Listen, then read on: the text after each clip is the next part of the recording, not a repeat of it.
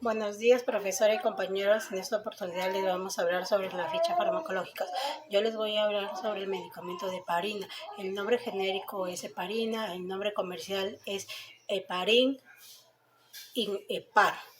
En su presentación vienen en frasco de 10 miligramos, en frasco de 5 unidades y de 25 unidades. En la dosis para trombosis venosa profunda, tromboembolismo pulmonar y periférico, en la prevención de la enfermedad tromboembólica venosa se administran 5 unidades por vía subcutánea cada 8 horas durante 7 días o hasta que el paciente pueda caminar o deambular. En pacientes quirúrgicos, la primera inyección se administra de 1 a 2 horas antes de la intervención. En pacientes no quirúrgicos, la duración del tratamiento coincidirá con la duración del riesgo tromboembólico. En pacientes con angina inestable o infarto agudo de miocardio sin terapia trombolítica, se administra inicialmente en un bolo intravenoso de 5 unidades del medicamento y seguido de 32 unidades cada 24 horas en perfusión intravenosa continua. En infarto agudo de miocardio con terapia tromboembólica se recomienda que la administración debe de ser inicialmente en bolo intravenosa de 5 unidades seguido de 24 unidades en infusión intravenosa continua ajustada. En vía de administración es subcutáneo. Su mecanismo de acción es un anticoagulante parenteral ampliamente utilizado en la medicina clínica, neutralizada la trombina, evitando la conversión del fibrinógeno a fibrina. Y también ayuda a prevenir la formación de un coágulo estable por inhibición del factor estabilizador de la fibrina. Está indicado en pacientes con terapia anticoagulante en la profilaxis y el tratamiento de trombosis venosas y su extensión. También en la prevención en postoperatoria de trombosis venosa profundas y embolismo pulmonar en pacientes sujetos a intervenciones de cirugía mayor abdominal o en aquellos que por otras razones representan un alto riesgo de complicación. Embolismo arterial periférico. Está contraindicado en pacientes con trombocitopenia severa o cuando no pueden llevarse a cabo en los intervalos adecuados las pruebas necesarias de coagulación de la sangre. Por ejemplo, en tiempo de coagulación, tiempo parcial de tromboplasmática, en pacientes también que presentan hemorragias, que puede ocurrir virtualmente en cualquier momento durante el tratamiento con el medicamento, sobre todo cuando se usan dosis elevadas. La disminución del hematocrito sin causa conocida, la caída de la presión arterial o cualquier otro síntoma de ese tipo que no tenga una explicación. También los pacientes que presentan endocarditis subaguda bacteriana o hipertensión severa, en lesiones ulcerosas y drenaje continuo o sonda del estómago o del intestino delgado. También en la enfermedad hepática con hemostasis alterada. Sus reacciones adversas de este medicamento es la hipersensibilidad, también en síndrome de coágulos blancos, ¿no? Que los pacientes tratados con este medicamento rara vez desarrollan una nueva formación de trombos asociados a la trombocitopenia como resultado de una agregación irreversible de plaquetas inducidas por el medicamento. También en la irritación local, ¿no? Después de ser administrado este medicamento, la paciente va a presentar irritación, eritema o también hematoma.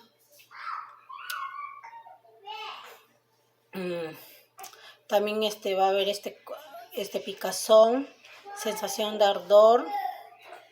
Y los cuidados de enfermería que se debe realizar es el lavado de manos, monitorizar la prueba de coagulación, realizar exámenes de tiempo de coagulación sanguínea, monitorizar el cuadro hepático como las plaquetas y hematocritos, realizar el test de sangre oculta en las deposiciones y orina durante el tratamiento. Antes de comenzar el tratamiento con el medicamento, se recomienda suspender la administración de drogas antiinflamatorios no esteroides y administrar lento, ya que si se administra rápido puede causar en el paciente bradicardia o disnea. Ahora les voy a hablar sobre el medicamento de enoxaparina. El nombre genérico es enoxaparina, el nombre comercial es Ranacé, Volentas, Noxaprin, Nurecel, Utenos. En presentación vienen inyectables de 40 miligramos, en inyectable de 60 miligramos. Este medicamento se administra vía subcutánea profunda. La administración se debe de alternar entre la pared abdominal anterolateral o posterolateral izquierda y derecha. La aguja debe de ser introducida en toda su longitud de forma suave y verticalmente en un doblez de pliegue formado entre los dedos pulgar e índice. El doblez de la piel no debe ser liberado hasta que la inyección sea completa. En profilaxis de la enfermedad tromboembólica venosa, en pacientes quirúrgicos, en los pacientes con riesgo moderado de tromboembolismo, en cirugía general la dosis debe de ser administrada de 20 miligramos una vez al día vía subcutánea. La primera inyección se ejecutará alrededor de 2 horas antes de la intervención quirúrgica en los pacientes de alto riesgo tromboembólico en cirugía ortopédica.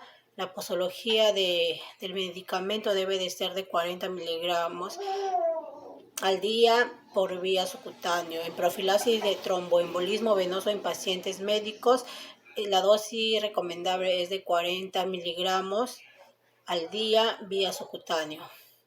Su mecanismo de acción es que pertenece a una clase de medicamentos llamados heparinas de bajo peso molecular. Es un antitrombótico, anticoagulante. Interfiere con el proceso natural de la coagulación de la sangre actuando sobre una sustancia llamada trombina que juega un importante papel en la formación de coágulos en la sangre.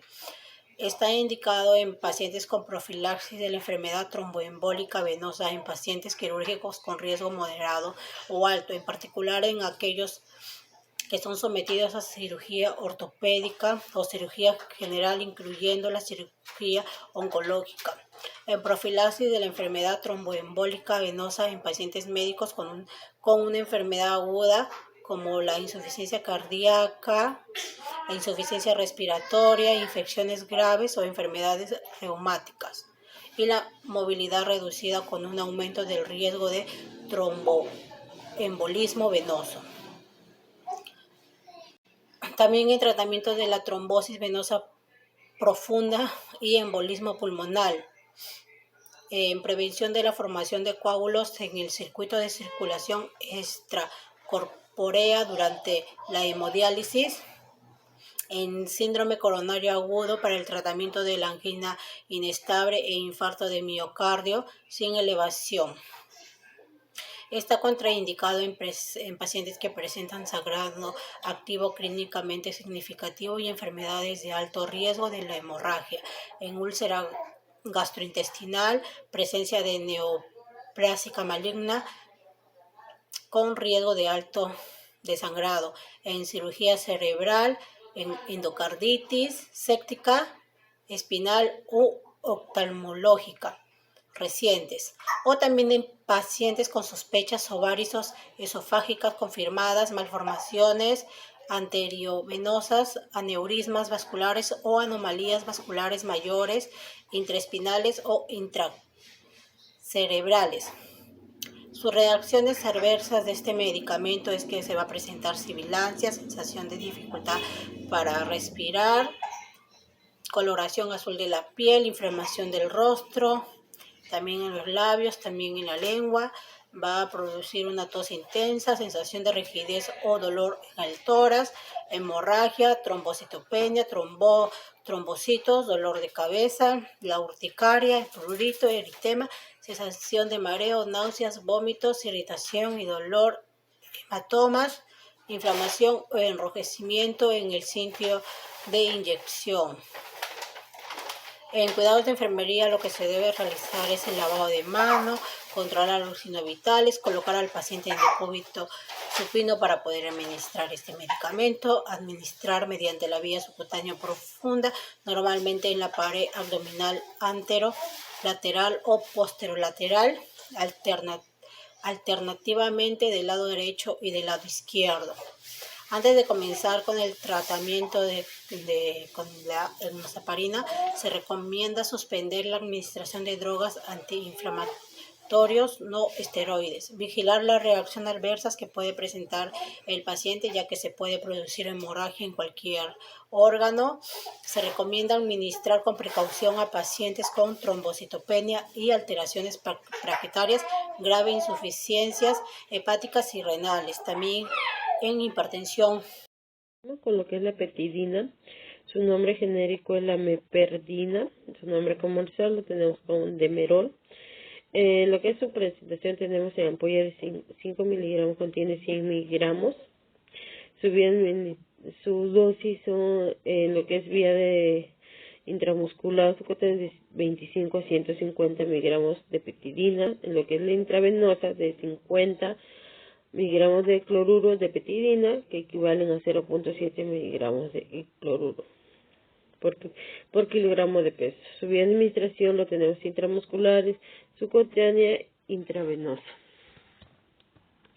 Se opone a la neurotransmisión de mensajes nociceptivos y modifica la reacción psíquica del sujeto del dolor.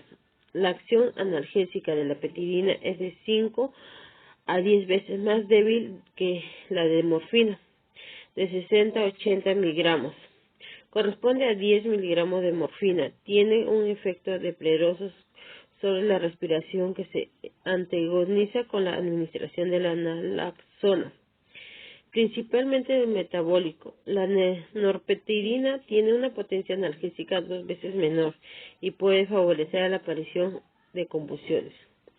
En lo que tenemos en sus indicaciones, tenemos lo que es el dolor severo, incluido al dolor asociado de procedimientos quirúrgicos o fracturas, dolores derivados de la afectación del sistema nervioso periférico, neurálgicas o de espasmo de la musculatura lisa, vías biliares, aparato genitourinario, etc. Angina de pecho, crisis táblicas, dolor obstétrico en caso de rigidez, espasmos del hocico de tenga o contracturas dolorosas de expulsión, como medicamentos preanestésicos. Contraindicaciones: la hipersensibilidad a la petidina en niños menores de 6 meses graves, la feocromocitona, depresión respiratoria aguda, como aumenta de la depresión intracraneal o daño cerebral, intoxicación etílica aguda y delirium tremens. Estado de convulsión. El uso de la petidina está contraindicado dentro de las 2 semanas posteriores de la última toma, cuando existe riesgo de hileo paralítico o en situaciones de diarrea aguda, colitis pseudomembranosa incluida por antibióticos o diarrea provocada por la intoxicación. Sus reacciones adversas tenemos en lo que es la bradicardia, palpitación, taquicardia, hipotensión ortostática, hipotensión con insuficiencia circulatoria que puede provocar coma, dosis elevada, depresión respiratoria, dosis elevada también, que puede ser mortal, sedación, vértigo, mareo, sudoración, confusión con dosis elevada, alteración de altos ánimos, con una disforia, euforia, alucinadas, dolor de cabeza, convulsiones, temblor, depresión respiratoria, movimientos musculares descoordinados, desorientados, transitorios, disminución del libido, aumento de la depresión craneal, miosis, visión borrosa, visión doble u otra alteración visuales. las náuseas, vómitos, estreñimiento, boca seca, espasmos, villados. Lo que tenemos en sus cuidados de enfermería son evaluar cuidadosamente el dolor del paciente antes y después de la administración de analgésicos, la intensidad, la localización, tiempo de inicio, causas que lo han producido y el componente psicológico. Antes de la administración se comprobará el cardiovascular y respiratorio, hipotensión, bradicardia, depresión respiratoria. Está contraindicado el uso del analgésico narcótico. Una vez de administrado el analgésico y tras un tiempo prudencial deberá nuevamente valorarse el dolor para modificar los dosis sucesivos y establecer los intervalos adecuados. Se puede utilizar todas las vías de administración. Cuando se utiliza la vía intravenosa debe diluir el fármaco y aplicar lentamente. Ahora seguiremos con lo que es la morfina. En su nombre genérico lo tenemos como morfina, en su nombre comercial clorhidrato o brown. Su presentación tenemos una ampolla de miligramo, contiene 10 miligramos. Ampolla de 1 mililitro contiene 20 miligramos. Ampollas de 2 mililitros contiene 40 miligramos. Comprimidos de 100 miligramos y también hay de 20 miligramos. Y comprimidos retrácteos tenemos de 5 miligramos, 10 miligramos, 15 miligramos, 30, 60 y 100 y 200 miligramos. Su dosis para el tratamiento del dolor agudo de 2 a 15 miligramos mediante inyección lenta o de 2 a 15 miligramos seguida, de 2.5 a 5 miligramos cada hora por perfusión o de 1 a 3 miligramos mediante cada 5 minutos con un máximo de 2 a 3 miligramos por kilo de peso. Para el tratamiento del dolor crónico suele iniciarse el tratamiento con dosis de 15 miligramos. Su vía de administración tenemos lo que es intravenosa, intramuscular. Su mecanismo de acción: la morfina actúa como agonista de receptores específicos situados en el cerebro, la médula espinal y otros tejidos. Entre la diferencia de tipos de receptores o posíceos, la morfina es una predominante a los receptores. Lo que tenemos en las indicaciones son dolor severo agudo, dolor severo con pacientes terminales, dolor severo asociado con procedimientos quirúrgicos, dolor asociado al infarto agudo del miocardio, coadyuvante en el alivio de la disnea en edema pulmonar agudo. Sus contraindicaciones: el paciente con alergia a la morfina u otros opicios, paciente con depresión respiratoria o enfermedad respiratoria obstruida grave.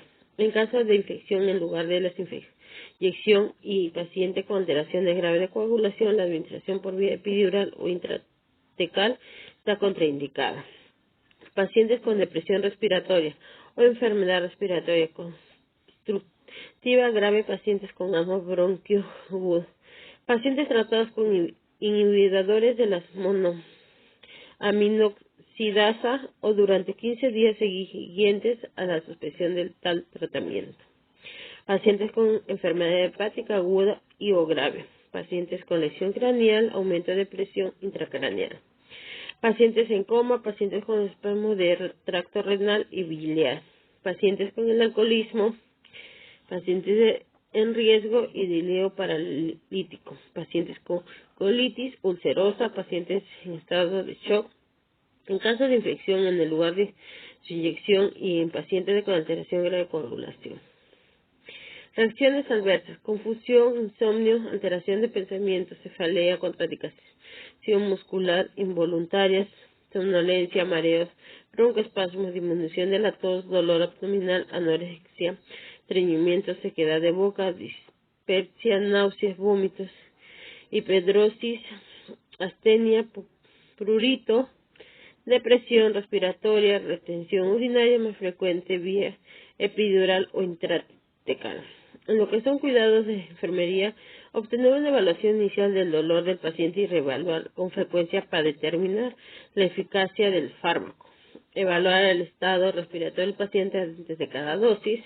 Vigilar si se presenta una frecuencia respiratoria debajo del nivel de referencia del paciente e inquietud que puede ser signos de compensatorio de hipoxia. La depresión respiratoria puede durar más más tiempo que efecto analgésico. Valora al paciente en busca de otras reacciones adversas. Puede observar al paciente en relación con la tolerancia y la dependencia del fármaco. El primer signo de tolerancia en la morfina es por lo general la duración reducida del efecto. Controlar al paciente para detectar efectos adversos como sedación, euforia, convulsiones, mareos, pesadillas, bradicardia, shock, paro cardíaco, náuseas, estreñimiento, vómitos, trombosis, osteopenia y depresión respiratoria. Mantener disponible un antagonista como la naloxona y un equipo de reanimación. Gracias.